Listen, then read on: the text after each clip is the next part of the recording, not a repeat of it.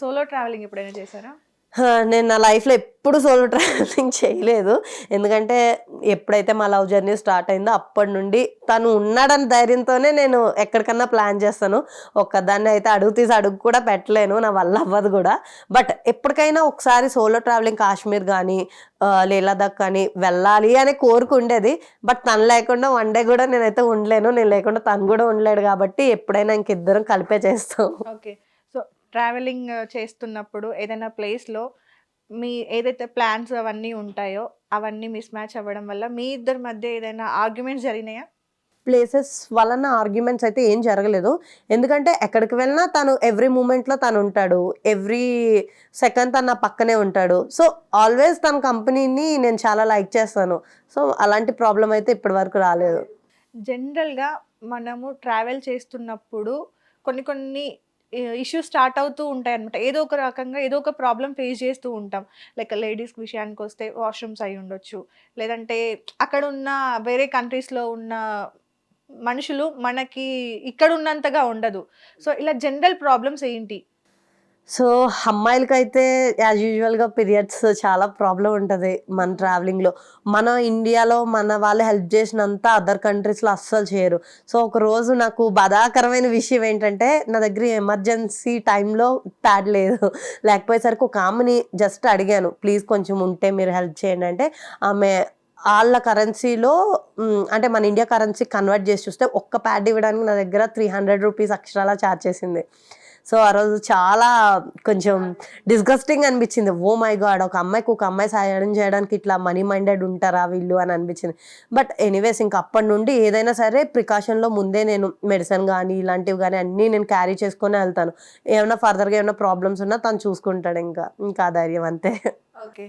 So నార్మల్గా మనం travelling ఇదంతా కూడా జాబ్ చేస్తున్నారు, ట్రావెల్ చేస్తున్నారు, ఇన్స్టాగ్రామ్లో వీడియోస్ చేస్తున్నారు. సో వీటిని కూడా అంటే లైక్ ఈ ప్లేస్కి వెళ్ళినప్పుడు మనం ఈ రీల్ చేయాలి, లేదా ఈ ప్లేస్కి వెళ్ళినప్పుడు మనం ఈ సాంగ్కి డాన్స్ చేయాలి, అలా ప్లాన్ చేసేసుకుంటారా? ఒకప్పుడైతే వీడియోలు, రీల్స్, టిక్ టాక్లు బాగా పిచ్చి ఉండేది. మీరు ఆల్రెడీ చూసే ఉంటారు నా వీడియోస్. సో సాటర్డే సండే వచ్చిందంటే అమ్మో ఈ రీల్ చేయాలి, ఆ రీల్ చేయాలి, ఇట్లా రెడీ అవ్వాలని ఒక ఇది ఉండేది. ఇప్పుడు ఏంటంటే అసలు అంత ఇంట్రెస్ట్ లేదు, చెయ్యాలి అనిపించట్లేదు అంత.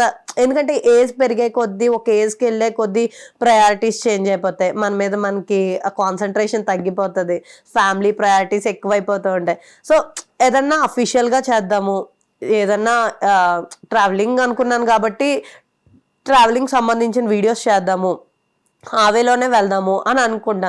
ఎప్పుడైనా తను సరదాగా ఉంటే, ఫన్గా ఖాళీగా ఉన్నప్పుడు తనతో వీడియోస్ చేస్తూ ఉంటాను. ఎందుకంటే జనాలకి బోర్ కొట్టేస్తుంది ఒక వేలోనే కదా. నాది ఏంటంటే ఎంటర్టైన్మెంట్ అండ్ ట్రావెలింగ్ కాబట్టి నేను రెండు కంబైన్గా చేసుకుంటాను నేను. సో ఇంకా అదే వేలో ఉంటున్నాను. కానీ ఇప్పుడు రెడీ అయిపోవాలి, ఈ వీడియో ఈ టైంలో చేసేయాలన్న అంత ఆలోచన అయితే లేదు. ఏజ్ అయిపోతుంది కదా, ఆల్మోస్ట్ 30 క్రాస్ అయిపోయిందంటే ఇంకా ఇంపార్టెన్స్ పోతుంది సెల్ఫ్ కేరింగ్ అనేది. ఓకే. సో నాకు మీ వీడియోస్లో కొన్ని ఇన్స్పైరింగ్ అనిపించినాయి. ఏంటంటే నాకు కాదు, చాలా మంది కూడా వీడియోస్ కింద కమెంట్స్ కూడా నేను చూసాను. లైక్ అరబ్ కంట్రీస్కి వెళ్ళినప్పుడు మన ప్రెగ్నెన్సీకి సంబంధించిన ట్యాబ్లెట్స్ ఒకటి క్యారీ చేయకూడదు అని, సుగంధ ద్రవ్యాలు ఒకటి క్యారీ చేయొద్దు, బట్ డ్రగ్స్కి సంబంధించింది ఉంటుంది. సో ఇలాంటి వీడియోస్ ఎవరు చేయరు, చాలా తక్కువ మంది ఇలాంటి ఇన్ఫర్మేషన్స్ ఇస్తారు. ఎక్కువ కనిపించేది ఏంటంటే లగేజ్ ఇంతవరకు తీసుకెళ్ళాలి, వీటిని అలో చేయరు. ఇది బేసిక్వి చెప్పారు కానీ ఇంత డీటెయిల్గా చెప్పలేదు. సో వాటి గురించి ఒకసారి. అదే కొంతమంది చెప్పాను కదా, ఇప్పుడు ఒక ట్రావెల్ వ్లాగర్ ఉన్నాడంటే వాడికి ఎంతవరకు నాలెడ్జ్ ఉంది దాన్ని మాత్రమే ఎగ్జిక్యూట్ చేస్తాడు. ఇప్పుడు ఇంకొక ట్రావెలర్ ఉంటే ఫుడ్ గురించి చెప్తాడు, ఒక ట్రావెలర్ ఉంటే తక్కువ బడ్జెట్లో వెళ్ళాలని చెప్తాడు, ఒక ట్రావెలర్ ఉంటే అక్కడ అమ్మాయిలు ఎట్లున్నారు, అబ్బాయిలు ఎట్లున్నారు, అక్కడ ఏం జరుగుతుంది అన్న వేలో ఒక్కొక్కరు ఒక్కొక్క పాయింట్ మీద చెప్తాడు. సో నేనేంటంటే బేసిక్గా మొత్తం ఇన్ఫర్మేషన్ ఇవ్వడానికి మ్యాక్సిమం ట్రై చేస్తాను అనమాట. సో చూశాను ఎవరు కూడా ఆ వీడియోస్లో, వాళ్ళ దుబాయ్ ట్రావెలింగ్ వీడియోస్లో ఎవరు కూడా అంత ఇన్ఫర్మేషన్ ఇవ్వలేదు. బట్ నేను ఎందుకు ఇవ్వాలి అనుకున్నానంటే, అది చెప్పాలనుకున్నానంటే, నేను అక్కడికి వెళ్ళినప్పుడు నా ఫ్రెండ్ ఉంది హేమ అని. సో తను ఒక లాయర్ కింద చేస్తుంది అనమాట. ఓకే. కేసెస్ అన్ని అక్కడికి వచ్చినవన్నీ ఈమె వాళ్ళ లాయర్ సాల్వ్ చేయడంలో ఈమె కొంచెం డీటెయిల్స్ గ్యాదర్ చేయడం అవి చేస్తుంది. అప్పుడు నాకు చెప్పింది మొన్ననే ఒక 1 year బ్యాక్ తెలియకుండా ఒక హస్బెండ్ అండ్ వైఫ్ గసగసాలు పట్టుకొచ్చారు. అన్ని మామూలుగా ఇండియా నుండి తెచ్చుకుంటారు కదా, బియ్యం ఇక్కడ కాస్ట్లీ, ఇక్కడ 50 రూపాయలు 70 రూపాయలు ఉంటే అక్కడ 200 kg. సో ఇక్కడ 5 రూపాయలు కోడిగుడ్డు అయితే అక్కడ 23 రూపాయలు. సో అన్ని రేట్లు డిఫరెన్స్ ఉంటాయి. పాపం ఇక్కడ ఏమన్నా మనం చిరుతిండ్లు తినాలనుకోండి, బిస్కెట్స్, మ్యారీగోల్డ్ బిస్కెట్ ప్యాకెట్ ఇక్కడ చిన్నది 10 రూపాయలు ఉంటే అక్కడ అక్షరాల 50 రూపాయలు. ఎవరు కొనుక్కుంటారు పాపం? కొనుక్కొని తినగలమా? కానీ నిజంగా అక్కడ మన ఫుడ్ దొరకదు కాబట్టి బయట ఇంట్లో వండుకుంటా, ఓకే, బయట తినే ఇది స్నాక్స్ అవి తినే అలవాటు ఉంటే అంత డబ్బులు స్పెండ్ చేయలేరు. తెలియక ఏం చేస్తారంటే కొంతమంది ఇవన్నీ తెచ్చేసుకుంటారు అనమాట. సో దానివల్ల ఏంటంటే వాళ్ళని అక్కడే పట్టుకొని దుబాయ్ ఎంబసీ వాళ్ళు వాళ్ళని జైల్లో పెట్టేశారు. సో 1 year బ్యాక్ జరిగిన ఇన్సిడెంట్ అనమాట. తను నాకు చెప్పేసరికి అమ్మో అనిపించింది. తెలియకుండా నిజంగానే ఇప్పుడు చేసేసే ఉంటే ఇంకా వాళ్ళు జస్ట్ ఈవెన్ 5 grams తీసుకున్నా కూడా ఇంకా అంతే. ఎందుకంటే అరబ్ కంట్రీస్ లో చాలా స్ట్రిక్ట్ రూల్స్ అనమాట. వాళ్ళు వాటి నుండి ఒక డ్రగ్ అనేది ఎక్స్ట్రాక్ట్ చేస్తారంట గసగసాల నుండి.